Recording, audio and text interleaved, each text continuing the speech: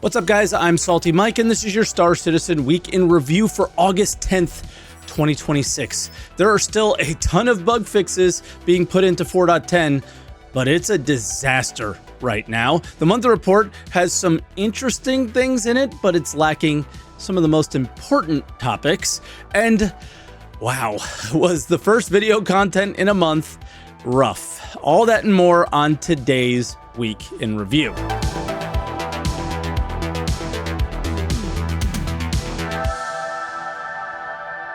And as always, if this is your first week in review, this is where I take all of the official Star Citizen news each week, put it into one video, and share some of my opinions about it. I also live stream on Twitch, twitch.tv/SaltEMike. Stop by and say hi if you haven't yet. We'll talk about that in a little bit. Also, if you want to support videos like this, feel free to hit the join button, leave a super thanks, or pick up some merch at saltemike.tv. All right, with all that out of the way, let's jump into some of those 4.10 patch updates.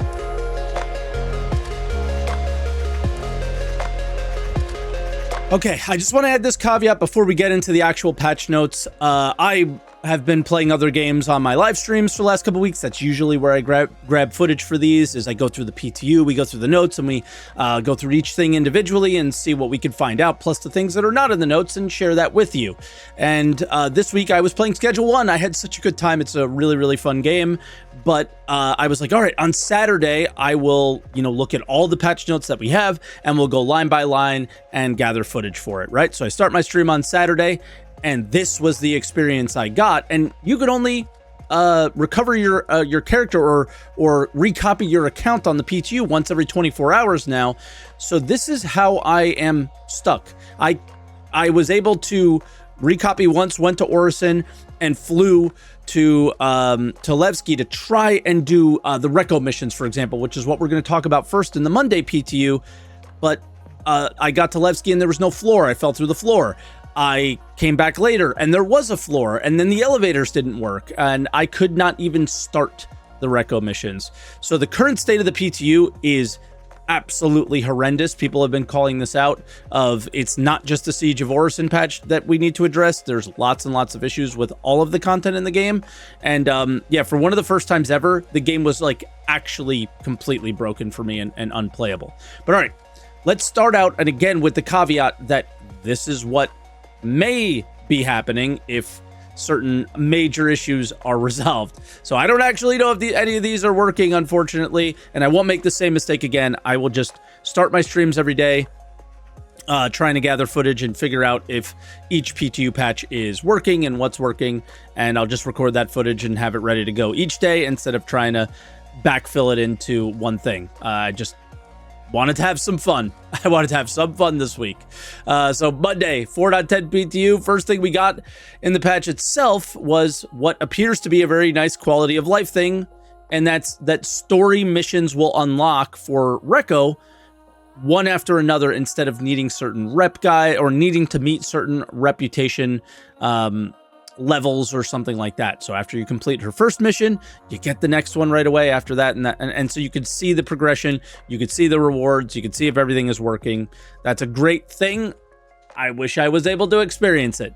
They also added a bunch of ships to the in-game shops. They removed the Aurora Mark 1, kind of sunsetting it now, and they added the Mark 2 as its replacement, and they also added the Mark 2 modules, because that's the thing with the Mark II, right? The L-22 was added in ArcCorp, and the Hull B was added to New Deal and Teaches. The Golem Ox is in Pyro and New Deal, and the UTV is in as well, but it's the UTV. I don't think it's that big of a deal.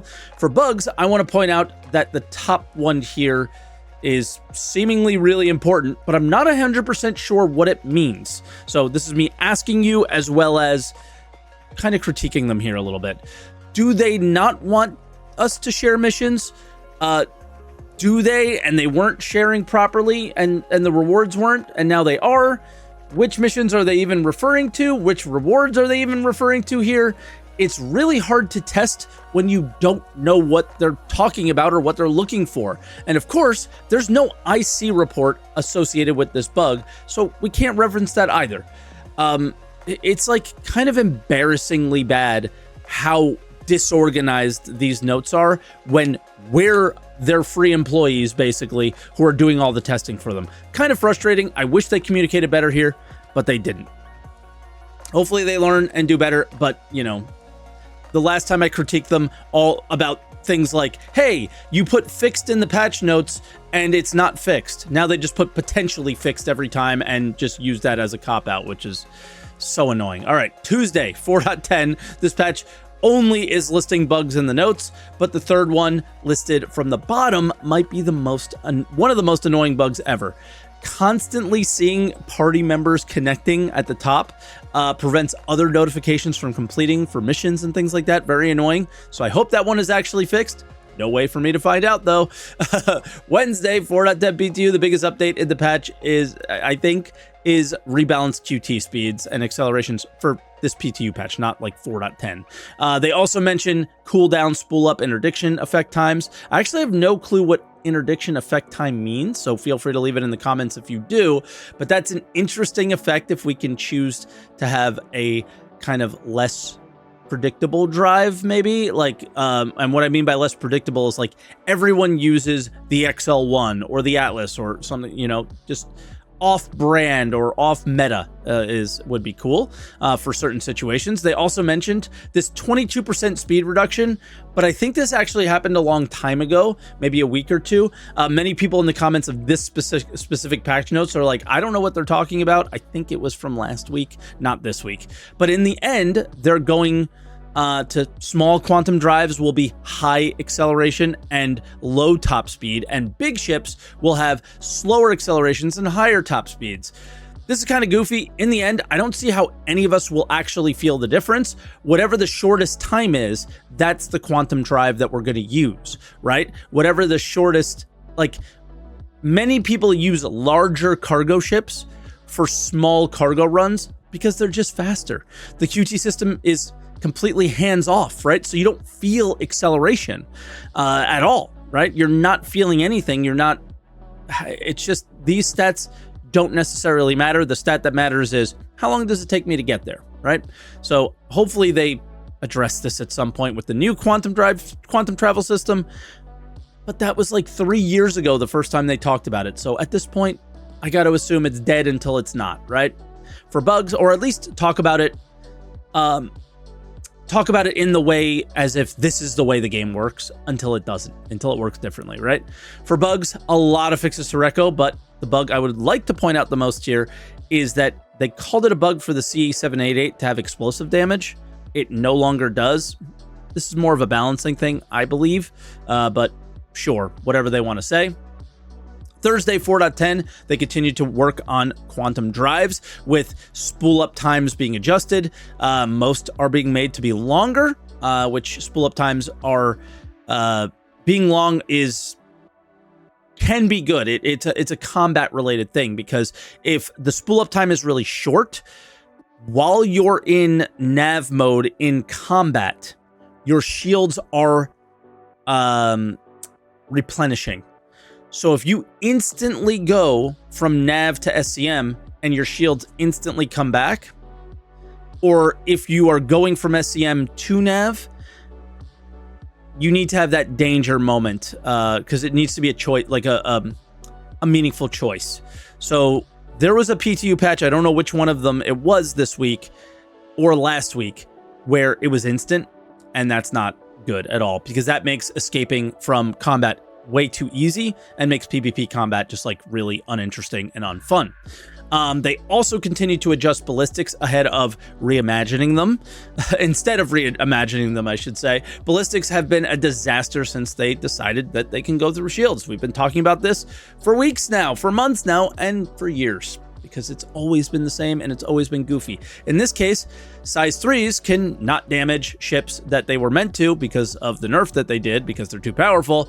Now they can, but I doubt they're in the meta. We'll have to see. Again, similar to quantum drives, people are just going to throw on the lasers that kill things the fastest.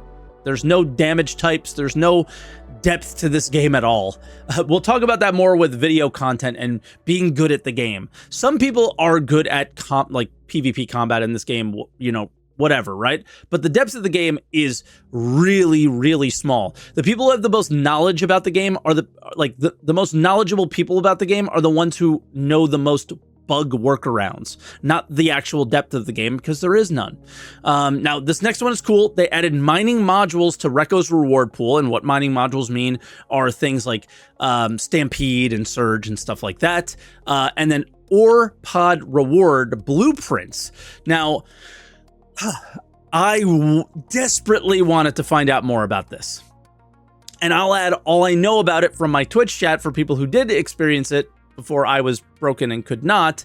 They have ore pods that have more capacity to them now in the same footprint. So a golem can now have up to 40 SCU, I believe. A prospector can go up to 60 SCU of capacity, and a mole can go up to 100 SCU of capacity. This is very cool, but there's a lot of mining stuff that has to get fixed to make this viable. How often are you filling your holds? Some of you will say that you do, but in reality, I think a lot of people who engage with mining right now are just looking for the highest quality possible, and those come in such small amounts that, man, you're not really filling too often. And honestly, when you have high value material in your hold, you're going to want to bring it back to refine it as soon as possible and then go back, right? So there's lots of things about mining that need to change to make this a meaningful change. And how I'm going to take this one is not the SaltEMike way, I guess. It's going to be in a positive way. If they're making these changes to ore pods, then maybe those changes to mining are coming soon. And this is just preparing for them. I'll huff on the copium there a little bit and hope that it'll get better. Can't get any worse. Next is a semi-random quality of life thing, mostly VFX and performance stuff. Feel free to check it out in the details by clicking the patch notes in the description. A reminder, we put all the sources for the information in the description so you guys can check it out for yourself and create your own opinions and not just go based off of mine. For bugs, I want to just mention the top bug here. Players are getting stuck in the respawn queue will become a much more relevant thing when we talk about video updates. So, bank this one. Then Friday, there was another performance update for VFX and some stuff like commands that people can use. I have no clue what any of this means, so I'll just move on from that. You can leave a comment if you do. For bugs, it is a potential fix, of course, in the PTU, so no test here will actually determine if it works on live, but they may have figured out the cargo not showing up issue for your cargo missions. Hopefully that's a thing, because I was playing on a fresh account a couple weeks ago, and I wanted to start getting some better quantum drives, and I couldn't because the cargo missions weren't showing any cargo. Then there is a weekend Siege of Orison playtest. This is quite funny, as it was posted after we saw the devs play Siege on SCL, and more on that in a moment, but seems like a knee-jerk reaction to that.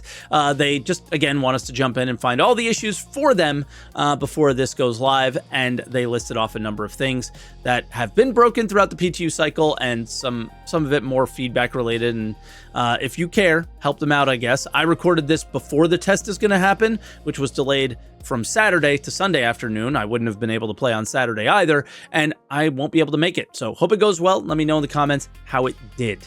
And that was all of our patch stuff. Lots of things to talk about there. But with that, we'll move into the monthly report, which is a wee bit smaller than it should be.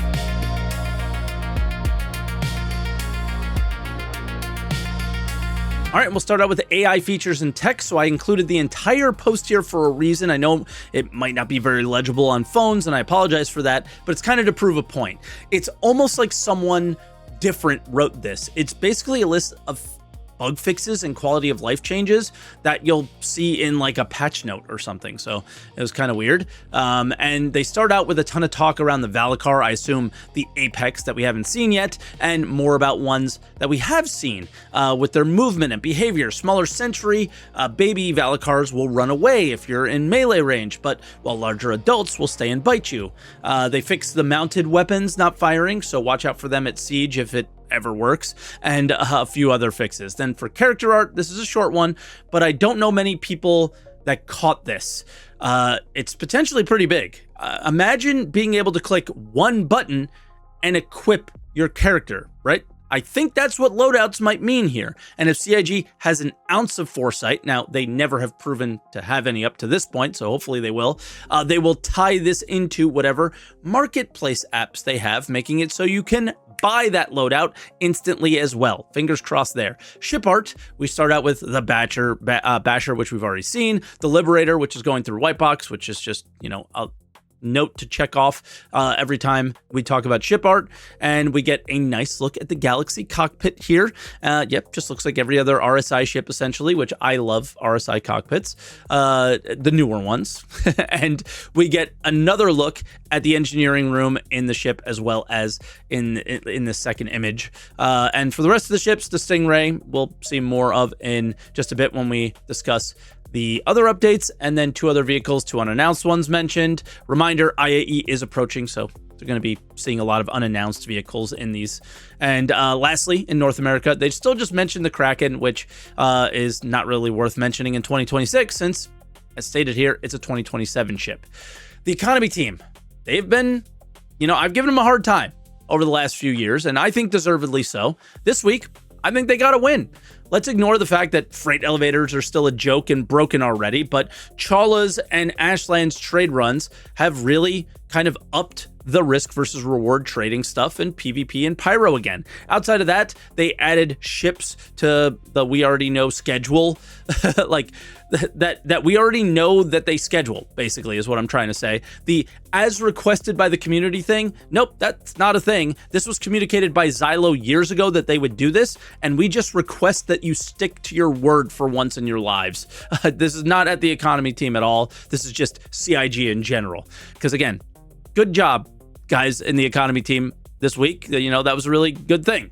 Narrative is talking like they are kind of cooking here a little bit.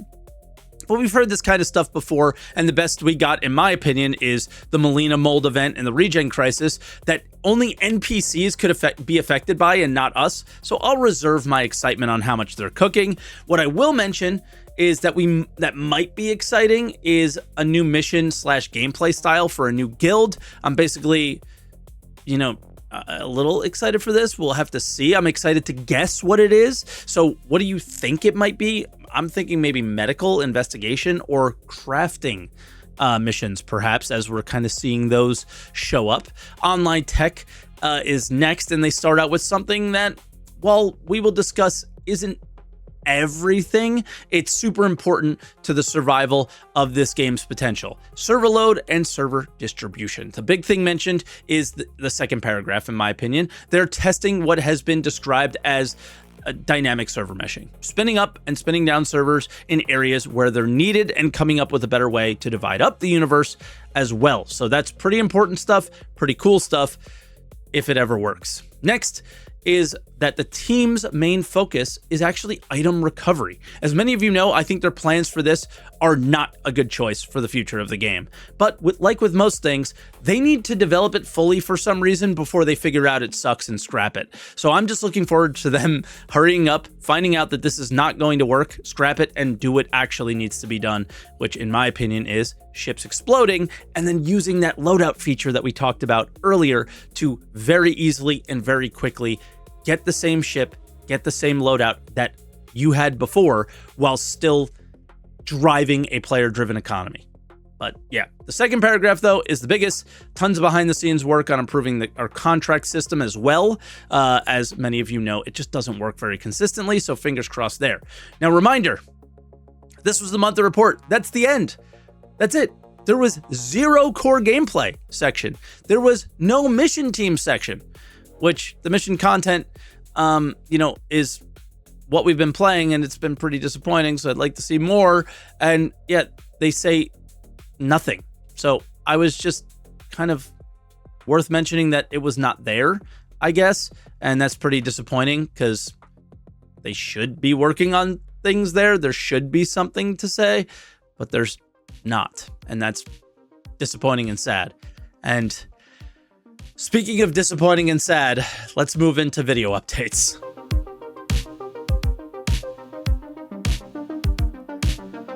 Okay, so for SCL, I think every single Star Citizen creator, many people who are not streamers, so have no relation to what was actually going on here, had their comments on how SCL went and used hindsight to say what they would have done differently and what they would have done better. Now, I don't want to do that today. I'm going to try and focus on, oddly enough, what I thought they did well and why they should do more of this. But we will, kind of can't ignore some of the choices that they made and some of the things that they said that have caused a lot of the drama here, so I will definitely address those as well. Now, I have to start out with this. There was quite literally nothing to pick out but the embarrassing thing at the end, which, again, we'll cover in just a moment. A lot of you came over to the live stream and kind of saw me watching it, and they also asked why I didn't post it on SaltEMike TV, and yeah, I just need a break from covering the game for a couple weeks or more. I want to play other games. It's summer. CIG isn't doing anything. The game is uninteresting. The game is unfun. And honestly, I just don't care about Siege. I don't care about TSG. I hated what Rockbreaker became. And what really killed the game for me is most decisions around mining, crafting, and BP hunting. It makes me feel like I'm on a solo island where playing with others creates a more negative game experience outcome from a design standpoint. Like, is this a decision CIG made for it to be that way? Potentially they did, and it just makes the game unfun. So yep, I watched it on stream. I had an embarrassingly angry hindsight take, like some of the people I'm criticizing about on YouTube and Twitch and stuff. And hey, I did it myself, but I'm kind of looking back and going, yeah, that wasn't good.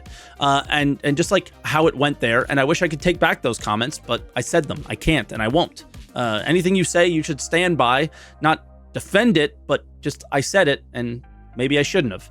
But honestly, I want them to continue doing these. So what went well? They did it at all. The fact that they did this at all is what went well. Now, the only hindsight thing I will talk about here is using the special build that we cannot and will never experience, right? It created a false expectation that was perpetuated by this. As we announced earlier this week, we are playing Siege of Orison. There's been a lot of conversation about whether we're going to be playing live on the servers or on a private build and whatnot. We recognize the current state of the PTU.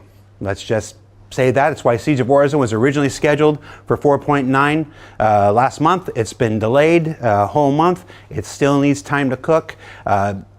Basically, we know. We see the reports, we play it ourselves, we hear you, whatnot. Playing today on the PTU doesn't really do what we wanted to do today. So we will be playing on an internal build. This is the game as it's designed to work. As the wonderful engineers of the project work to harden the brand new instancing system, which is the current source of the various performance issues that you're experiencing with Siege of Orison today. We wanted to take this opportunity with Elliot and Luke and Max. Hey, Max.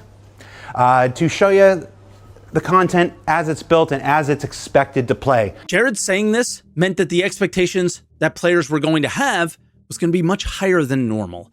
And the shocking amount of people that only blamed the servers for years. This has been a CIG narrative blame game for like 10 years now. So obviously people in the community will parrot that. Was really funny to me. We've all been on servers that were performing well before. And yes, the game performs nicer, but it's not without a ton of issues, right? So the community is being really ignorant in this case that like, oh my God, so it's not the servers? The game has bugs? Oh, the game is broken? Like, no way. And I say this all the time. If they fixed every single bug today, you would be just left realizing how little of a game there actually is and how much work there's left to do, right?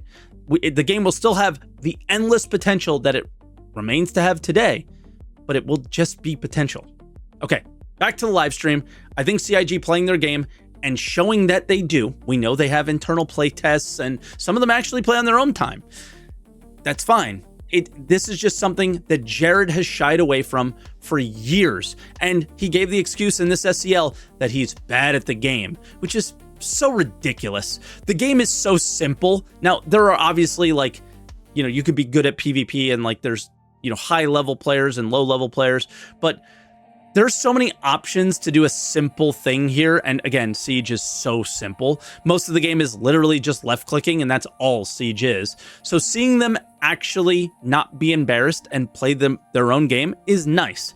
But this reads like a CitizenCon presentation with a highly personalized build to avoid playing the literal pain that they deliver to us time and time again for the sake of delivering the next ship sale. So in short, more playtest with developer insights on top of it, please. Just kind of need to force it out of them a little bit more. And even if they don't do them on live or on the PTU and do them with their own internal builds, I still think that is a bonus and that we actually gain value from that as a community. And they gain value from it as respect from the community, right? I thought the setup itself was pretty well put together in terms of video feeds. The audio certainly needed some tweaking, but this was a really complicated setup to put together, and I thought it went fairly good. I think we were able to see most people's perspectives, but it was also clear while watching the switcher who was showing the different camera angles and stuff may not have been familiar with the game very much, and Siege at all, potentially, and enough to know who to switch to when and what they were doing and things like that. Nothing that can't be worked on and improved over time. With practice and preparation, I think this could have been really good and will be really good if they continue to do it. Also, I think the director showing up in the middle of it was kind of interesting, but it certainly seemed unannounced. I would have loved for some commentary for them about it. If Jared was just going to sit on the sides doing nothing, maybe he should have given them a mic and they could have commentated over some of the things that they chose and decisions that they made around Siege. These are the guys that decide everything. Devs are frontline guys, not decision makers. Hearing from them would have been really nice. I think having Ollie there, being a part of the show, is a very good thing. I think hearing opinions or having the style of the video content change a little bit from a person who has clearly shown that they don't have a love for Star Citizen. I'm talking about Jared here. Maybe he loves the project. Maybe he loves the people he works with. Sure, right? And that shows, and that's great. And that's invaluable. Jared is invaluable to this project. I don't want to make this a Jared bashing episode. It's not about that. But he doesn't play the game. He has said this before. It's a healthy thing to have played the game, right? That's it. Like, that's awesome. Now, was Ollie nervous? I don't know. He seemed to be, but I don't know. Were they prepared? I don't know. It seemed like they threw everything together in typical CIG fashion, but the forward-facing people who are supposed to be the thing that connects us to the people working on the game kind of needs to be a fan of it, right? So having Ollie be there was really good, and Ollie certainly is, right? So if the guy who tells us how awesome everything is all the time on every ISC isn't willing to play the game himself or doesn't love it, why should any of us? So again, more content and more people who relate to the community. That was great. Now, unfortunately, Ollie, didn't do much relating to the community during the episode, but Elliot did, Max did, and Luke did, or Luke, however it's pronounced. I know it's a unique Dutch name, but they did in a lot of ways. Like, I could tell they've played it before, and that was relatable, and that was nice. And of course, now we need to talk about the end. And I would like to remind you that the clip I shared with Jared earlier, that was the intro to the show, with Ollie in the background, mind you, which implies to me that it's Jared's show. But after the team hit a game-breaking bug where they couldn't respawn, the one that we discussed that got fixed the night of the live stream, potentially, Jared goes over to Ollie and says this. We're at time. It's your show. Wrap it up. Thanks for watching, guys. What did you think of Siege? Good time. I enjoyed it. The cinematics, the immersion was good. Jared. It's your show. Will go down in infamy. What a rough way to start your introduction to your new job. It sets such a bad tone, and it's going to be an uphill battle for Molly from this point going forward, I think. The boss of the video production team is the person who ultimately is responsible for how the video production goes, not the day one employee, right? So it was not his show in any way, shape, or form. And we could speculate on what went on behind the scenes and whose idea it was and so on. Probably was Ollie's idea based on that comment, right? It doesn't matter. This was the worst way to handle this. And I don't know if I was if I was in Ollie's position, if I would have done better. So the people who's kind of saying they were, I don't think you would. And the amount of people commenting on what they would have done differently is just embarrassing to me, to be honest. The amount of YouTubers who have never live streamed before or have never live streamed to more than 100 people that are talking about this, like they have some experience with it. I would love to see how they would have handled the high pressure situation like this, because I don't think I would have handled it very well. And it's pretty laughable to me. And again, I'm one of the only creators who have been in this situation. I streamed to, I think it was 17,000 people we maxed out at, playing 2.5.1 at Gamescom 10 years ago. Now, most of those people were there for the giveaways or whatever, but there were 17,000 people watching. The nerves were insane. I was so nervous. And after that, they put a camera on me to go on ATV. I froze. I'm sure maybe some of you would have done better, but the egos I'm seeing, come on, guys, be honest with yourselves. It's ridiculous, right? Like, dude, come on. Again, I think this was a overall positive amongst all the negativity that the community is having about this, and I hope they do more of it. They just need to practice and keep working at it. With that, we talked a lot. Let's go into a very short other updates.